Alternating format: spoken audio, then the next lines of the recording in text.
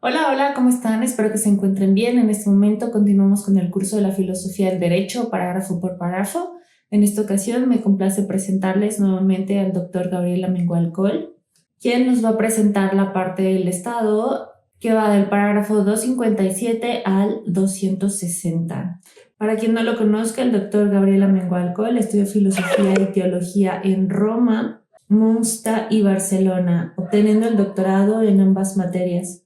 Fue profesor desde 1977 en el Centro de Estudios Teológicos de Mallorca en la Universidad de las Islas Baleares. De 1987 a 1998 ha desempeñado la dirección de la Escuela Universitaria de Trabajo Social en Mallorca y sus líneas de investigación se centran en la filosofía moderna y contemporánea, antropología filosófica, ética y filosofía de la religión y de la historia. Entre sus publicaciones cabe destacar Crítica de la religión y antropología en Ludwig Feuerbach en 1980, Estudios sobre la filosofía del derecho de Hegel en 1989, Modernidad y crisis del sujeto en 1998, La moral como derecho en el 2001, La religión en tiempos del nihilismo en el 2006, Antropología filosófica en el 2007, Guía Comares de Hegel en el 2015, La libertad en su realización, La filosofía del derecho de Hegel en el 2021, entre otras publicaciones. Y bien, sin más por el momento, los dejo con el doctor Gabriel Amengual Col y espero que disfruten mucho estos videos. Buenos días. Hoy vamos a entrar algo en el concepto de Estado de Hegel. En este vídeo y en el siguiente comentaremos los párrafos del 257 al 260, que podemos considerar conjuntamente como la descripción del concepto de Estado, una descripción general y primera de Estado, idea general e introductoria, pero que señala características fundamentales. Con ello, pues, se va a resaltar lo más propio de dicha concepción de Estado, que no siempre ha sido la que mejor se ha entendido e incluso con frecuencia se ha mal entendido. El primer punto a aclarar creo que es el del lugar del Estado en la filosofía del derecho de Hegel. La exposición del concepto de Estado no es un capítulo más de la filosofía del derecho, sino su culminación, la culminación de todo lo anterior, el último capítulo, es decir, aquel en el cual confluyen todos los conceptos y formas jurídicas o instituciones expuestas anteriormente. El Estado es lo último en el orden de la exposición, pero lo primero en el orden del ser. Todos los conceptos de derecho abstracto, de la moralidad y de la eticidad encuentran en él su fundamento y su plena realización. Esto pone de manifiesto una visión global de la filosofía del derecho como filosofía del Estado. La filosofía del derecho es una filosofía del Estado. Más adelante volveremos sobre esto porque es muy importante. Ello será patente si atendemos al hilo conductor de la exposición de la filosofía del derecho, es decir, a la lectura que puede hacerse de esta obra. Y ello nos lleva ya al segundo punto, lectura de la filosofía del derecho. Con la lectura de la filosofía del derecho me refiero a cómo entender el desarrollo de la exposición de la filosofía del derecho. Como recuerda Hegel mismo en la nota al párrafo segundo, la filosofía del derecho presupone la lógica.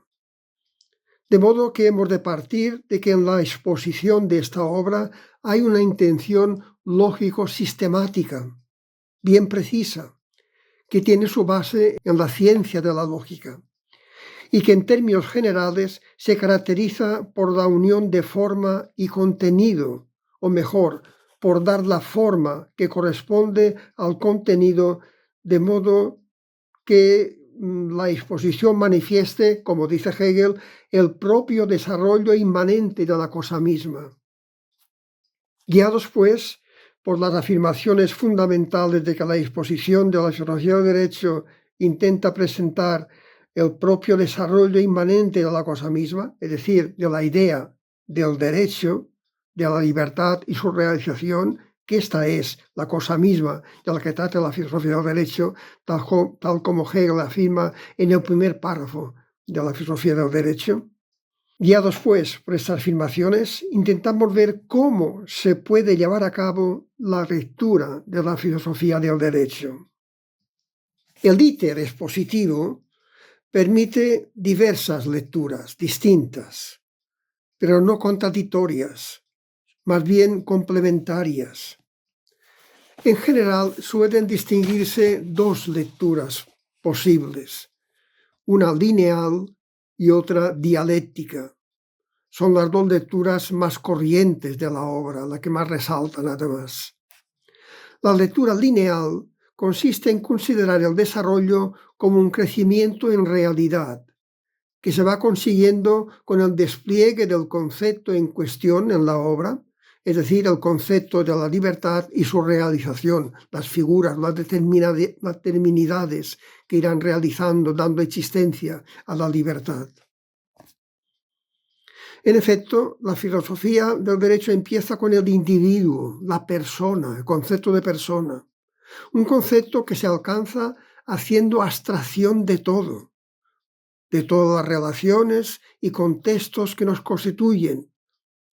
Es, por tanto, por su mismo concepto, lo más abstracto, lo más pobre en realidad.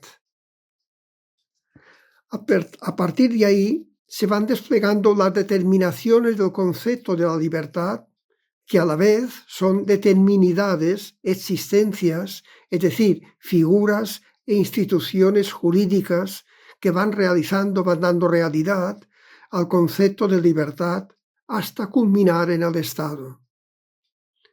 La lectura lineal presenta un despliegue del concepto de libertad y sus existencias o instituciones jurídicas. Es, por tanto, un despliegue de la realización de la libertad en el campo ético y político. Esta es la lectura lineal, un crecimiento de realidad desde lo más pobre a lo concreto, al todo que es el Estado. La segunda lectura posible es la lectura dialéctica, que para nombrarla con una figura geométrica se podría llamar lectura en espiral. Consiste en resaltar los pasos o tránsitos de una parte a otra, pasos que se dan por negación y superación o elevación. Así, el derecho abstracto se caracteriza por la objetividad, que es mera exterioridad, el reino de lo legal, el reino del tener. El siguiente momento, el segundo, es la moralidad. Se opone al anterior, por ser el momento de la subjetividad, el reino de la moral, el reino del ser, que ha surgido por la reflexión en sí de la voluntad, reflexión posibilitada por la escisión en voluntad particular y universal que se dio en el crimen. En tercer lugar, la eticidad viene a significar la síntesis de objetividad y subjetividad en una subjetividad objetivada, o si se prefiere, una legalidad moral o una moral legalizada. De modo que lo exterior es una exteriorización de la subjetividad del sujeto, donde el sujeto se encuentra cabe sí, no es algo exterior extraño al sujeto. La eticidad tiene a su vez diversas esferas que culminan en el Estado, que es la realización de la idea ética, la realización de la eticidad. Pues bien, estas dos lecturas, la lineal y la dialéctica, yo diría son las dos figuras, las dos líneas más corrientes de la lectura de la filosofía del derecho. Y sin negar la validez a estas dos lecturas corrientes de la filosofía del derecho, una adecuada comprensión de la filosofía del derecho requiere otras lecturas, o si prefiere, de algunos matices de esas mismas lecturas. En concreto, parece imprescindible añadir dos matices. Uno, el movimiento de avance, tanto si se considera lineal o dialéctico, además de ser un movimiento de despliegue del concepto de libertad, es a la vez la búsqueda de un fundamento siempre más sólido, de un fundamento más profundo, de las diferentes figuras o determinidades que van surgiendo. De modo que lo que viene después no es solo despliegue de lo anterior, sino también su fundamento, y en ese sentido anterior y más perfecto. El movimiento de avance viene también dado por la insuficiencia que experimenta cualquier figura, insuficiencia que remite a la posterior que la supera. Si la primera figura que da realidad a la libertad es la propiedad, esta, a pesar de ser el inicio, encuentra su fundamentación en el contrato y, en último término, la encuentra en el Estado. La figura posterior es, por tanto, elevación de la anterior y su fundamentación. Este movimiento ha sido llamado por Félix Duque como curso retroductivo, en el sentido de que cada figura de derecho remite a la posterior como más perfecta y como su fundamento. Con dicha determinación, Duque no hace más que dar nombre a aquel movimiento que Hegel describe como el avanzar, que es un retroceso hacia el fundamento, hacia lo originario y verdadero, del que depende aquello con lo que se hace el comienzo y del que de hecho surge. Lo último, el fundamento, es pues también aquello de lo que surge lo primero, que primero apareció como inmediato. Una cita de Hegel, de la filosofía, de la lógica de la ciencia. Esta consideración del curso retroductivo, esta consideración representa una enmienda a la lectura lineal, pues significa que no se trata propiamente o no se trata solamente de un movimiento lineal que parte de lo inferior hacia lo superior. El concepto hegeliano de progreso es otro. En efecto, tiene su origen en el movimiento de la esencia que va a su abismo, encontrándose así al mismo tiempo en su propio fundamento. El progreso, la marcha hacia adelante, presupone un movimiento de regreso que tampoco hay que confundir como un regreso lineal. Es esencialmente un regreso al fundamento, a la fuente misma del movimiento. Este movimiento de ir al fondo y fundamento, encontrar fundamento, es lo que Hegel viene a explicar con otras palabras, al explicar qué es la dialéctica en el párrafo 31, en la nota del párrafo 31, cuando dice: llamo dialéctica al principio motor del concepto que disuelve, pero también produce las particularidades de lo universal. El concepto penetra la particularidad de un objeto, con lo que se disuelve su exterioridad, su carácter particular, y con ello dicha particularidad se hunde, va al fondo, es reducida a una manifestación particular de algo más importante y básico, lo que realmente es esencial. Este movimiento, que es disolvente de las particularidades, es al mismo tiempo su productor, pues habiendo reducido la particularidad a lo esencial, ha mostrado precisamente su esencialidad, ha sido fundamentado. La dialéctica es pues la unidad negativa del movimiento de disolverse y del movimiento de producirse. En este movimiento se realiza el concepto desplegando sus determinidades, sus diferentes aspectos, manifestaciones, concreciones, existencias, que se van mostrando desde la esencia. De este movimiento van surgiendo las diferentes figuras determinadas de la libertad o sus realizaciones, su existencia de la libertad. Cada esfera, cada nivel es más rico que el nivel anterior, porque la idea ha cumplido en cada uno de ellos un conjunto más rico de determinaciones y por tanto de concreción. Ahora bien, esto no significa que se eliminen, que según la conocida metáfora que Hegel mismo usa en el prólogo a la fenomenología del espíritu, que el fruto elimina, declara no verdadera a la flor. No se trata de una simple sucesión que una elimine a la anterior, ni una simple sucesión en la que cada etapa contiene y por tanto absorbe y elimina la anterior, sino que cada figura, esfera o nivel es una concreción lógica del todo, de la idea de libertad.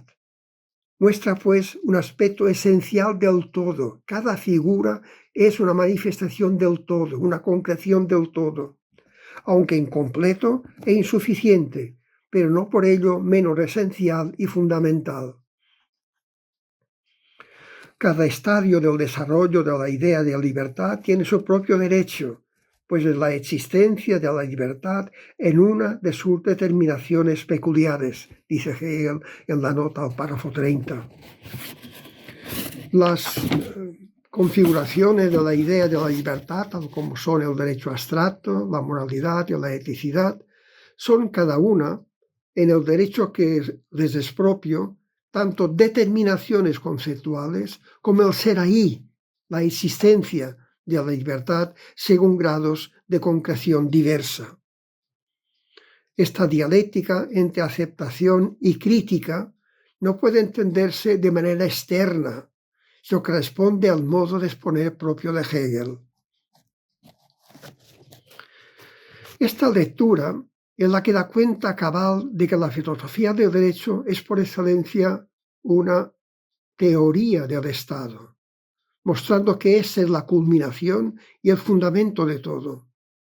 Da mejor cuenta, además, de cómo todas las figuras anteriores son virtuales o en potencia, que adquieren plena actualización o realización efectiva en el Estado. El movimiento resulta ser el del paso del en sí a la efectividad, de la potencia al acto, del concepto a la realización. Con ello se pone al descubierto el movimiento interno de la filosofía del derecho, movimiento que une el justnaturalismo y la política clásica precisamente por medio de un mecanismo teórico clásico, la teleología, de modo que el individuo se realiza en el Estado.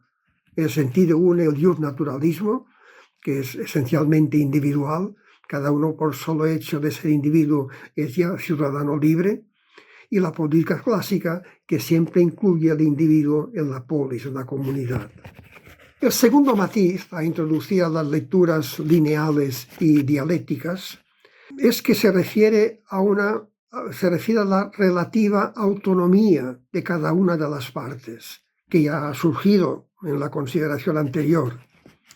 Si bien es verdad que cada una de ellas solo tiene sentido dentro del todo, también es verdad que el todo se articula de algún modo en cada una de las partes, de modo que cada una de ellas no es solo parte de un todo, sino un momento que presenta el todo bajo un determinado aspecto.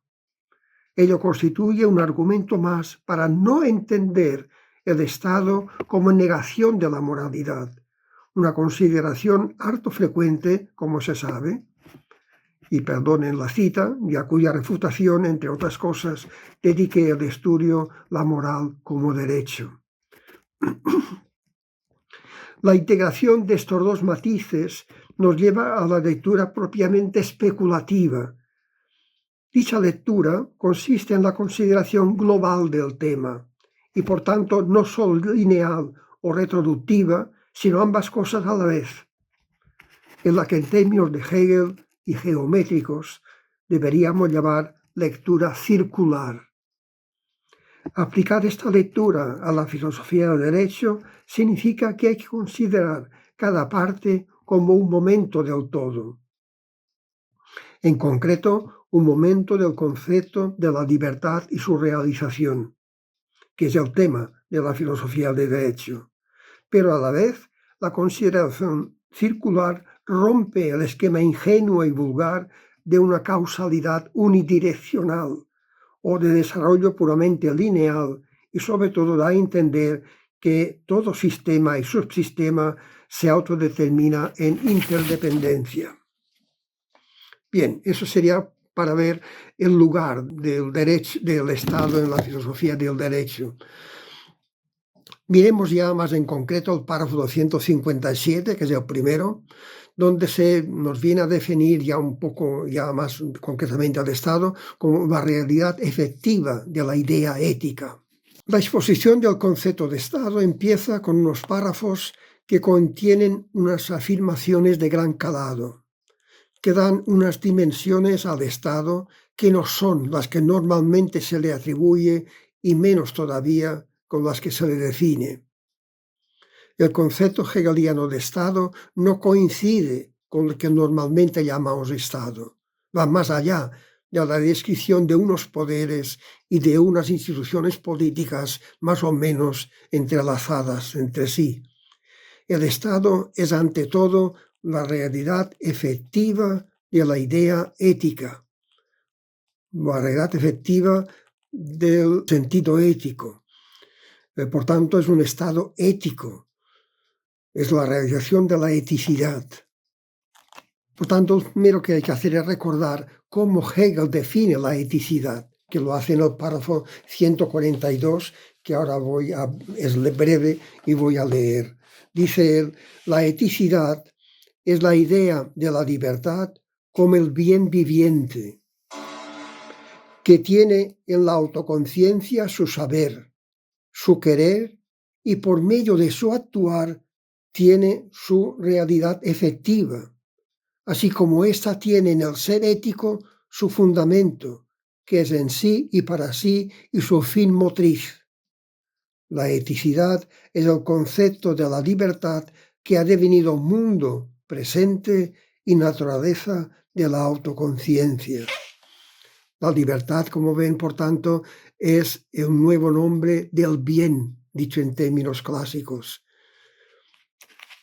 Bien, no vamos a comentar este párrafo en todos sus puntos, ya ha sido comentado, solo indicar lo que ahí se indica acerca del Estado como realidad ética.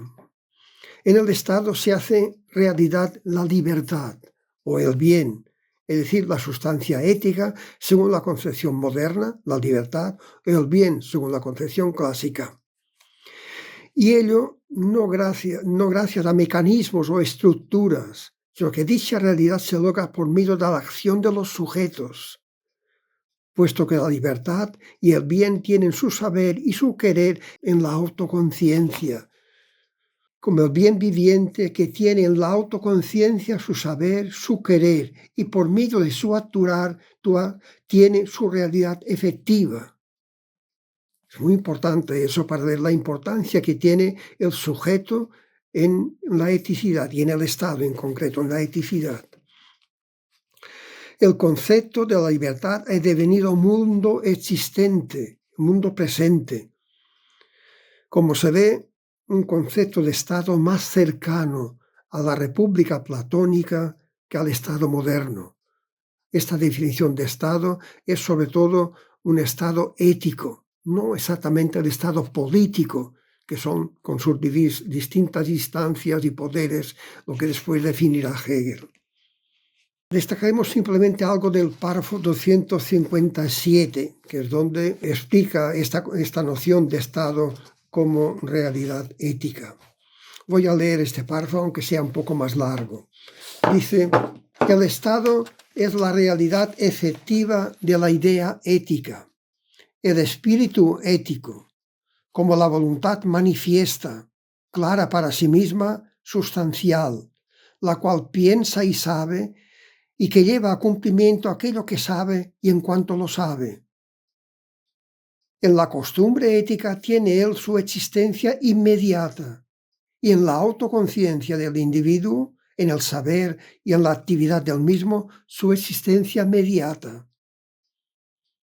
Así como el individuo, por su disposición, por su Gesinnung, tiene su libertad sustancial en él como en su esencia, finalidad y producto de su actividad.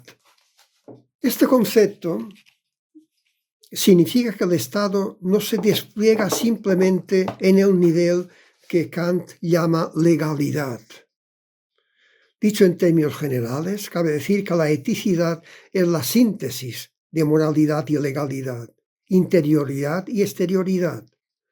La eticidad consta de los conceptos y valores compartidos y universalmente aceptados, que están vivos y operantes en las acciones y actitudes de los miembros de la comunidad, y por decirlo así, encarnadas en las costumbres, leyes e instituciones que regulan sus relaciones. Por tanto, al ser el Estado la realización de la idea ética, de la eticidad, tiene también un componente subjetivo. Implica, dicho en términos actuales, unas convicciones y arraiga en ellas. Es más, el Estado vive y se nutre de ese arraigo en la subjetividad. De lo contrario, sería simplemente un conjunto de organismos administrativos frente a los cuales el individuo sería un administrado o incluso un súbdito, pero no un ciudadano libre. Este arraigo en la subjetividad pone de relieve el carácter racional del Estado. Por ser realización efectiva de la idea ética, el Estado implica un alto grado de saber y conciencia, y por tanto de participación individual, subjetiva. El Estado, lejos de ser el resultado de procesos inconscientes, es en sí mismo voluntad manifiesta, clara para sí misma, sustancial, la cual se piensa y sabe. Que sea voluntad no quita nada al carácter racional, puesto que la voluntad no es más que la inteligencia en acción, tal como se expone en la filosofía del espíritu subjetivo. Con ello Hegel enfatiza que el Estado no es simple un conjunto, no es un mecanismo, un conjunto de mecanismos, sino que es algo que produce la misma subjetividad. El Estado es una inteligencia en acción, una voluntad manifiesta, objetiva y exteriormente, clara hacia adentro, para sí misma, que se piensa y se sabe, y que su acción consiste en realizar esto que sabe. Lleva a cumplimiento aquello que sabe y en cuanto lo sabe. Por eso el Estado puede definirse como lo racional en sí y para sí, como dirá en el párrafo siguiente. Afirmado el carácter racional del Estado, Hegel pasa a mostrar que es la unión de objetividad y subjetividad. Por una parte hemos tenido el carácter racional por esta participación del saber del individuo, y por otra parte se afirma la unión de objetividad y subjetividad. En efecto, el Estado tiene su existencia inmediata en la costumbre ética. La costumbre es algo dado, previo al individuo, y por tanto de entrada algo inmediato. Pero el Estado tiene además su existencia mediata en la autoconciencia del individuo, en el saber y en la actividad del mismo. Si me permiten un paréntesis, en las lecciones de 1818-19, Hegel denomina los dos extremos en los que se comprende la efectividad de la libertad, nombrados como disposición ética, Gesinnung, y mecanismo, que se corresponden con la inmediatez de la costumbre y el saber mediato de la autoconciencia. Bien, esta es la unión de subjetividad y objetividad, o si quieren, de disposición ética, Gesinnung, y mecanismo. Pero fijémonos que la exigencia ética es de un nivel superior a lo inmediato, a la existencia inmediata, precisamente porque implica mediaciones. En este caso, las mediaciones son la intervención de la autoconciencia del individuo en el saber y en la actividad del mismo. Por tanto, aquel saber que hemos visto que define el Estado, ahora se aclara que no es un saber anónimo, sino el saber del individuo. No es el saber que sean las normas para el funcionamiento del mecanismo, no es eso. Son individuos que subjetivamente actúan en el Estado. No es un saber anónimo, es el saber del individuo, gracias a cuyo saber y acción el Estado alcanza su existencia, una existencia no puramente fáctica, sino racional. Esta misma unión de subjetividad y objetividad, que primero Hegel ha expuesto desde la perspectiva del Estado, pasa después a exponerla desde la perspectiva del individuo. Dado que antes se ha mostrado cómo el Estado necesita la mediación del individuo, ahora mostrará el reverso. El individuo, por su disposición ética, Gesinnung, tiene su libertad sustancial en el Estado, como en su esencia, finalidad y producto de su actividad. El individuo tiene en el Estado su esencia y finalidad, pero a la vez el Estado es producto de su actividad y por eso tiene en él su libertad sustancial. No puede afirmarse mayor imbricación de subjetividad y objetividad, individuo y Estado. Ambas perspectivas ponen de relieve la unión de subjetividad o individualidad y objetividad o universalidad. En dicha unión consiste el Estado. Tal es la noción del Estado ético en Hegel. Gracias por su atención.